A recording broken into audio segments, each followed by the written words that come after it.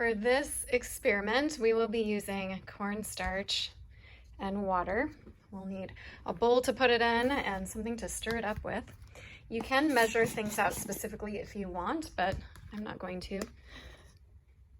I'll just put in some spoonfuls of cornstarch.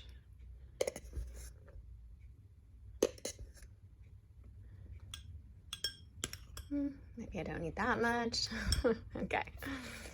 So if you really want an exact measurement, I would say maybe use a half a cup of cornstarch. All right. Then we'll gradually pour in water and we'll stir it up little by little and we'll see what happens. So we have this liquid of the water and then we have this powdered cornstarch. And you'll find as you're mixing it, it becomes a rather interesting consistency. All right. I think I'll put a little bit more. We want to make sure that we don't overwater it, just like with our favorite plants. All right, and then you'll notice as you get it to being the right consistency that it is behaving much like water, like a liquid. However, if you push into it a little more quickly, it becomes more stiff, like a solid. So I'm going to keep mixing up these fluffy parts.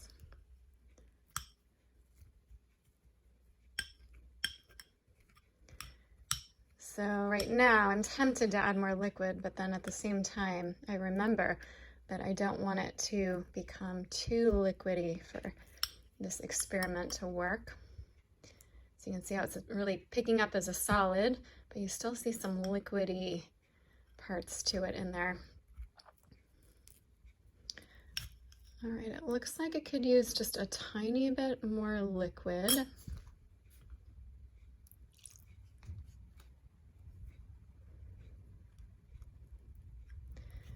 When we get towards the perfect consistency, you kind of have to cut it, and then as you cut it and fold in the water, it starts to blend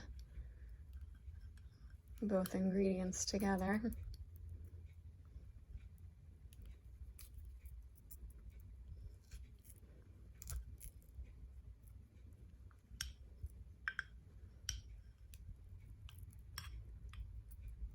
All right, this is looking good. Okay, so now if I just gently place my spoon in this, it's a very liquidy. If I just slowly come up, just almost looks like some ice cream that melted. All right. So this is how our fascia behaves.